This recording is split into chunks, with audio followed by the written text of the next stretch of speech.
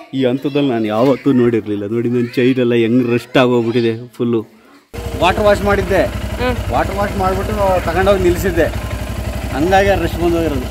ಸ್ವಲ್ಪ ಹೊತ್ತು ಬಿಡೋದು ಬಿಡಿ ಬಾವ ಹಂಗೆ. ಅಲ್ಲ ನಾವು ಈ ಗಾಡಿಗಳಿಗೆ ಇಷ್ಟೊಂದು ಇದು ಮಾಡ್ತೀವಲ್ಲ, ಈ ಸ್ಪ್ಲೆಂಡರ್ ಅವು ಇವೆಲ್ಲ ತಗೊಂಡಿದ್ವಲ್ಲ, ಅವಕ್ಕೆ ಯಾಕೆ ಲೂಬೆ ಮಾಡ್ಸಲ್ಲ? ಬಾಕ್ಸ್ ಒಳಗೆ ಇರುತ್ತಲ್ಲ ಬಾವ ಅದು. ಹಂಗಾಗಿ ರಸ್ಟ್ ಬರಲ್ಲ ಅಂತನಾ? ಕೂರಲ್ಲ. ರಸ್ಟ್ ಕಲರ್ ಹೋಗಿದೆ, ಬಟ್ ನೋಡಿ ರಸ್ಟ್ ಹಂಗೆ ಇದೆ. ನಿರಾಮಾಗಿ ಹೋಗ್ಲಿ, ಎಲ್ಲನೂ ಗೊತ್ತಿರಂಗೆ ಮಾತಾಡಬಾರ್ದು.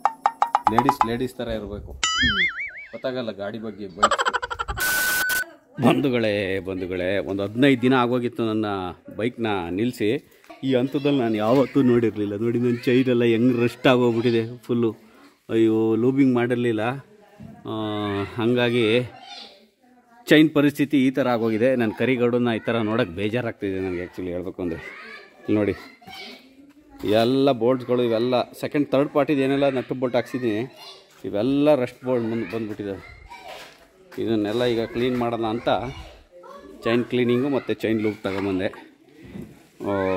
ಬಟ್ ಈ ಲೆವೆಲಿಗೆ ಬಿಡ್ಕೋಬಾರ್ದು ಯಾರು ಆ್ಯಕ್ಚುಲಿ. ನಂದು ಈ ಹಂತದಲ್ಲಿ ಬಿಟ್ಕೊಬಿಟ್ಟಿದ್ದೀನಿ, ಫುಲ್ಲು ಗಲೀಜಾಗೋಗಿದೆ ಚೈನು.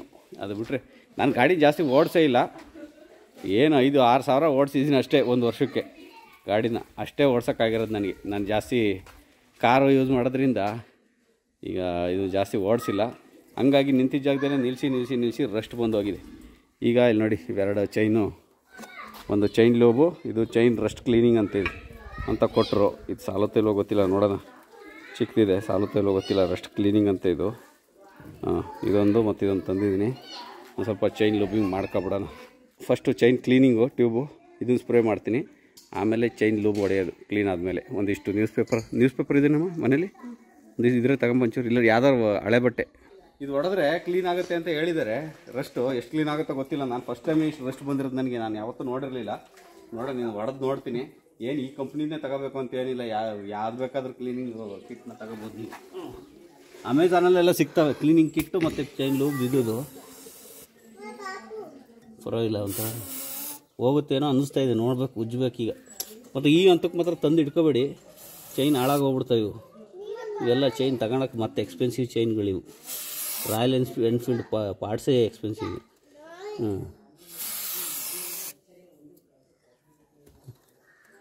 ರಸ್ಟ್ ಕ್ಲೀನರ್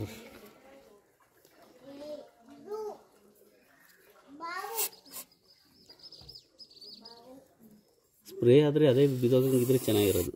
ಬಿದೋಗುತ್ತಾ, ಹೋಗುತ್ತಾ? ಉಜ್ಬೇಕೀಗ. ಬ್ರಷ್ ತಗೊಂಡು ಅನ್ಸುತ್ತೆ. ಟೂತ್ ಬ್ರಷ್ ಆದ್ರೆ ಹಾಳಾಗಿರೋ ಇದಾವ.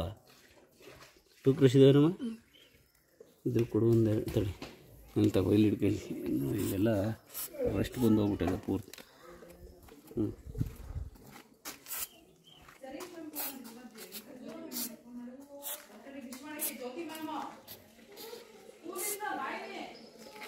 ಥರ್ಡ್ ಪಾರ್ಟಿಗಳು ಇದೆಲ್ಲ ಏನಿದಾವೆ ಇವು ಬೇಗ ರಸ್ಟ್ ಬರ್ತವೆ.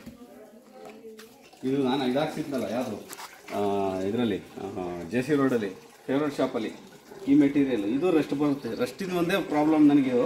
ಅದು ಬಿಟ್ಟರೆ ಇನ್ಯಾವುದು ನೋಡಿ, ಒಳಗಡೆ ರಸ್ಟ್ ಬಂದು ಕೂತಿರೋದು ಹೆಂಗೆ ಕೂತಿದೆ. ಅದು ಬಿಟ್ಟರೆ ಇನ್ಯಾವುದೂ ಪ್ರಾಬ್ಲಮ್ ಕೊಟ್ಟಿಲ್ಲ ಇಲ್ಲಿವರೆಗೂ ನನಗೆ. ರಸ್ಟೇ ಒಂದು ಸ್ವಲ್ಪ ಹಿಂಸೆ ಕೊಡ್ತಾ ಇರೋದು. ಗಾಡಿ ವಾಶ್ ಮಾಡಿದ ತಕ್ಷಣ ಲೂಬಿಂಗ್ ಮಾಡಿ ಇಟ್ಬಿಡ್ಬೇಕು, ಇಲ್ಲಾಂದರೆ ಹಾಳಾಗೋಗ್ಬಿಡ್ತಾವೆ ಬೇಗ ಚೈನ್ಗಳು. ನೋಡೋಣ, ಈಗ ಒಂದು ಸ್ವಲ್ಪ ಬಟ್ಟೆ ತಗೊಂಡು ಉಜ್ಜಿ ಆಮೇಲೆ ಚೈನ್ ಲೂಬಿಂಗ್ ಮಾಡಬೇಕು. ಅಂದರೆ ವಾಟರ್ ವಾಶ್ ಮಾಡಿದ್ದೆ, ವಾಟರ್ ವಾಶ್ ಮಾಡಿಬಿಟ್ಟು ತಗೊಂಡೋಗಿ ನಿಲ್ಲಿಸಿದ್ದೆ, ಹಂಗಾಗಿ ರಶ್ ಬಂದೋಗಿರೋದು. ವಾಟರ್ ವಾಶ್ ಆಗಿದ ತಕ್ಷಣ ಲೂಬಿಂಗ್ ಮಾಡಬೇಕು, ಇಲ್ಲ ಅಂದರೆ ಹಿಂಗೆ ರಶ್. ನೋಡೋಣ, ಕ್ಲೀನ್ ಮಾಡ್ತೀನಿ, ಟ್ರೈ ಮಾಡ್ತಾಯಿದ್ದೀನಿ ಬ್ರಷ್ ತಗೊಂಡು. ಎಷ್ಟು ಕ್ಲೀನ್ ಆಗುತ್ತೋ ಗೊತ್ತಿಲ್ಲ. ಅದು ಆಯಿಲ್ ಹೋಗ್ತಾ ಇದೆ. ಆಯಿಲ್ ಯಾಕಂದ್ರೆ ಅದು ಹೋಗಲೇಬೇಕು, ಅದು ರೆಸ್ಟ್ ಹೋಗ್ಬೇಕು. ಆಯಿಲ್ ಹೋದ್ರೆ ಆಮೇಲೆ ಚೈನ್ ಸ್ಟ್ರಕ್ ಆದಂಗೆ ಆಗ್ತದೆ.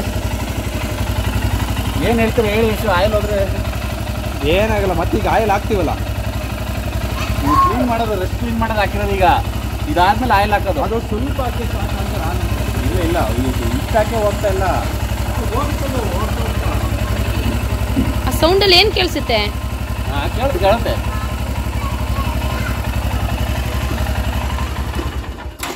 ಫುಲ್ ಖಾಲಿ ಮಾಡಿದ್ರಿ ಈಗ? ಯಾವ್ದನ್ನ? ಇದರಲ್ಲಿ ಏನಿತ್ತು ಈ ಬಾಟಲ್ಲಿ? ಇಲ್ಲ ಫುಲ್ ಖಾಲಿ ಮಾಡಿಲ್ಲ ನೋಡಿ. ಹೋಗ್ತಾನೆ ಇಲ್ಲ ಚೈನು. ಈ ಲೆವೆಲಿಗೆ ಬಿಡ್ಕೊಳ್ಳೇಬಾರ್ದು. ನೋಡಿ ಸವ್ಯ ಕೂತ್ಬಿಟ್ಟಿದೆ. ಅದು ವಾಟರ್ ವಾಶ್ ಕೊಟ್ಟನಾ, ವಾಟರ್ ವಾಶ್ ಮಾಡಿಸ್ಬಿಟ್ಟು ಆಗ ಲೂಬಿಂಗ್ ಮಾಡಬೇಕಾಗಿತ್ತು. ಹಂಗೆ ತಂದು ನಿಲ್ಲಿಸ್ಬಿಟ್ಟಿದ್ದೀನಿ, ನೋಡಿಲ್ಲ ಹಿಂಗೆ ಆಗೋಗ್ಬಿಟ್ಟಿದೆ ಚೈನಿಂದು.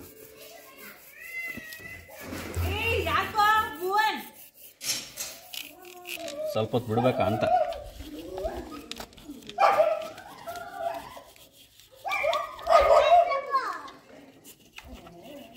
ಸ್ವಲ್ಪ ಹೊತ್ತು ಬಿಡೋದು ಬಿಡಿ ಬಾವ ಹಂಗೆ. ಅಲ್ಲ, ನಾವು ಈ ಗಾಡಿಗಳಿಗೆ ಇಷ್ಟೊಂದು ಇದು ಮಾಡ್ತೀವಲ್ಲ, ಈ ಸ್ಪ್ಲೆಂಡರ್ ಅವು ಇವೆಲ್ಲ ತಗೊಂಡಿದ್ವಲ್ಲ, ಅವಕ್ಕೆ ಯಾಕೆ ಲೂಬೆ ಮಾಡ್ಸಲ್ಲಪ್ಪ? ಬಾಕ್ಸ್ ಒಳಗೆ ಇರುತ್ತಲ್ಲ ಬಾವ ಅದು. ಹಂಗೆ ರೆಸ್ಟ್ ಬರಲ್ಲ ಅಂತನಾ? ಈ ಬಾಕ್ಸ್ ಅವಾಗ ಅದನ್ನು ಆಯಿಲ್ ನೋಡ್ತಾ ನ್ಯೂಟ್ಲಿ ಮಾಡಿ ಎಷ್ಟು ನ್ಯೂಟ್ಲಿಗೆ ಆಯ್ತಾ? ನೋಡಿ ತುಂಬ ಇದಾಗ್ಬಿಟ್ಟಿದೆ. ಈ ಥರ ಬಿಟ್ಕೊಳ್ಳೇಬಾರ್ದು. ನೀವೇನು ಬ್ರಷ್ ಬೇಕಾಗಿಲ್ಲ, ಅದು ಆಟೋಮೆಟಿಕಲಿ ಅದೇ ಆಗುತ್ತೆ ಅಂತ ನಾವು. ಕ್ಲೀನಾ? ಇಲ್ಲ, ಇಲ್ಲಿ ಬ್ರಷ್ ಉಜ್ಜಿದ್ರು ಹೋಗ್ತಾ ಇಲ್ಲ. ಅದ್ರ ಮೇಲೆ ಬರ್ದಿದ್ದಾರ ಬ್ರಷಲ್ಲಿ ಇದು ಮಾಡಿ? ಏನು ಬರ್ದಿಲ್ಲ, ಆದ್ರೂ ಹೋಗ್ಬೇಕಾಗಿತ್ತಲ್ಲ ಒಂಚೂರಾದ್ರೂ. ಹಂಗೆ ಹಾಕಿದ್ರು ಹೋಗುತ್ತೆ ಅಂದ್ರೆ ಅದ್ರ ಮೇಲೆ ನೀವು ಈಗ ಆಯಿಲ್ ಹಾಕಿ ರನ್ ಆಗ್ತಾ ಅದು ಸರಿ ಆಗುತ್ತೆ ಅಂತ. ಹೌದಾ? ಹಾಂ. ಏನು ಯಾವಾಗಲೂ ಮತ್ತೆ ಚೈನ್ ಉಜ್ಜಕ್ಕಾಗತ್ತಾ? ಹಾಂ, ಅಂದರೆ ಮಳೆಯಲ್ಲಿ ಅಲ್ಲಿ ಇಲ್ಲಿ ಈಗ ಹೋಗ್ತಿರಲ್ಲ ಆಫ್ ರೋಡಲ್ಲಿ ಏನು ಉಜ್ಜಕ್ಕಾಗತ್ತಾ? ಆಗಲ್ಲ. ವಾಶ್ ಮಾಡಿಸ್ಕೋಬೇಕು, ಇದು ಹಾಕೋಬೇಕಷ್ಟೇ. ಅದೊಂದು ಆಯಿಲು, ಚೈನ್ದು ಸ್ಪ್ರೇ, ಇದೊಂದು ಸ್ಪ್ರೇ. 100ಕ್ಕೆ 100 ರೂಪಾಯಿ ಹೋಗುತ್ತೆ ಬಾವ, ಏನು ತೊಂದರೆ ಇಲ್ಲ. ನೋಡೋಣ, ಇದು ಹಾಕ್ಬಿಟ್ಟು ಲೂಬ್ ಹಾಕಿ ಹಾಂ ತೊಳಿತಾ ಇದ್ದೀನಿ. ಅಲ್ಲ ಲೂಬ್ ಅಲ್ಲ, ಕ್ಲೀನಿಂಗ್ ಮಾಡ್ಬಿಟ್ಟು ತೊಳಿತಾ ಇದ್ದೀನಿ. ತೊಳೆದ್ಬಿಟ್ಟು ಲೂಬ್ ಹಾಕ್ತೀನಿ, ನೋಡೋಣ. ಫೈನ್, ಚೆನ್ನಾಗುತ್ತೆ, ಏನು ತೊಂದರೆ ಇಲ್ಲ.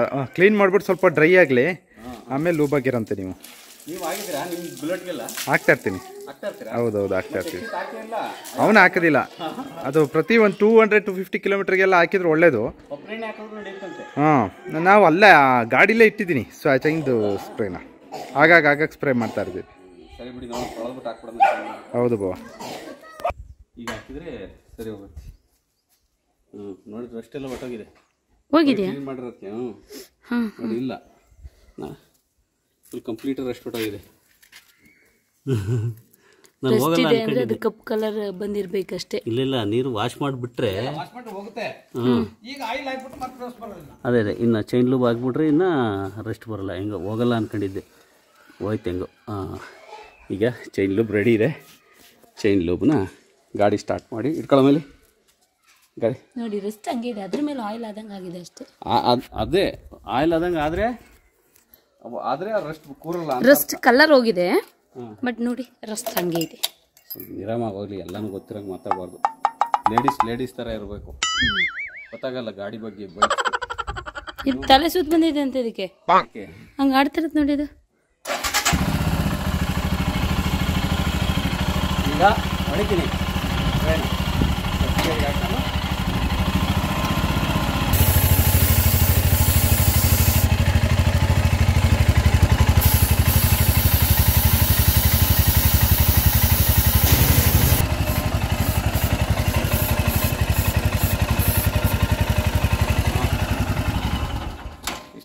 ಚೈನ್ ಲೂಬಿಂಗ್ ಆಯಿತು.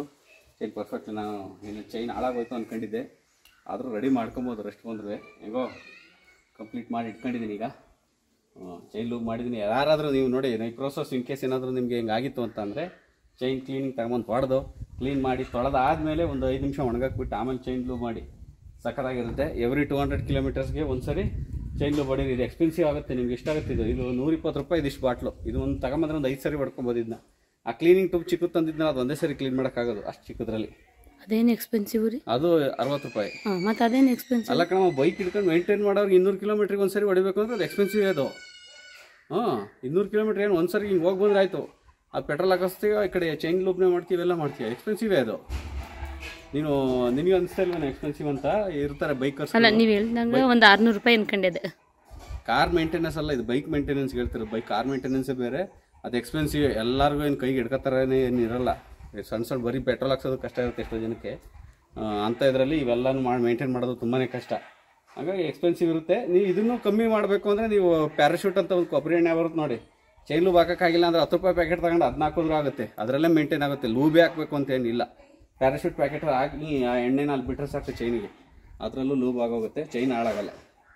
ಓಕೆ, ಫೈನಲಿ ನನ್ನ ಕರಿಗೌಡ ಫುಲ್ಲು ರೆಡಿ ಆಗಿದ್ದಾನೆ ಈಗ. ಮತ್ತು ಯಥಾಸ್ಥಿತಿ. ನಮ್ಮ ಮನೆಯವ್ರಿಗಂತೂ ಈ ಗಾಡಿ ತುಂಬ ಇಷ್ಟ ಅಲ್ಲೇ ನಮ್ಮ ಹಾಂ ಹೇಳೋ ಬಾಯ್ಬಿಟ್ಟು ಬಾಯ್ಬಿಟ್ಟು ಸೌಂಡೇ ಮಾಡ್ತಾ ಇಲ್ವಲ್ಲ. ಇದೇನು ಈ ಗಾಡಿ ನನ್ನ ಕೂರ್ಸ್ಕೊಳಕ್ಕೇನು ಅಷ್ಟು ಇಷ್ಟಪಟ್ಟಿಲ್ಲ, ಹಂಗಾಗಿ ಅಷ್ಟು ಫೀಲಿಂಗ್ಸ್ ಏನಿಲ್ಲ. ಬರಲ್ಲ ಬಿಡು, ಇಷ್ಟಪಡೋಣ. ಅದು ಕೂರ್ಸ್ಕೊಂಡಾದ್ರೂ ಆಯ್ತು, ಆ ಗಾಡಿನಾದ್ರೂ ಆಯ್ತು ಹೇಳ್ಬೇಕು ನಮ್ಮ ಮನೆಯವ್ರು ಕೂತ್ಕೊಂಡ್ರೆ ಎಷ್ಟು ಖುಷಿ ಆಗುತ್ತೆ ಕೂರ್ಸಿದ್ದೀನಿ ಅಂತ, ಅವಾಗ ಖುಷಿ ಆಗುತ್ತೆ ಇನ್ನೂ ನನಗೆ. ನಮ್ಮ ಮನೆಯವ್ರ ಬಾಯಲ್ಲಿ ಒಂದಿನೂ ಬಂದಿಲ್ಲ ನಾನು ಹೆಂಡತಿ ಕೂರ್ಸ್ಕೊಂಡ್ರು ಖುಷಿ ಆಯಿತು ಓಡಿಸಾಡ್ತಾ ಇದ್ದೀನಿ ಅಂತ. ಸೊ ಹಾಗಾಗಿ ನನಗೆ ಯಾವುದೂ ಅಷ್ಟು ಭಾವನೆಗಳು ಇಲ್ಲ. ಸರಿ, ನಮಗಿದೆ ಭಾವನೆ ನಿಮ್ದಲ್ವ ಅದು, ಅದಕ್ಕೆ. ಓಕೆ, ಇವತ್ತು ನಾನು ಈ ವಿಡಿಯೋನ ಮುಗಿಸ್ತಾ ಇದ್ದೀನಿ. ಮತ್ತೆ ಸಿಗೋಣ ಮುಂದಿನ ವಿಡಿಯೋದಲ್ಲಿ. ಎವ್ರಿ ಒಳ್ಳೆದಾಗಲಿ. ಜೈ ಹಿಂದ್, ಜೈ ಕರ್ನಾಟಕ.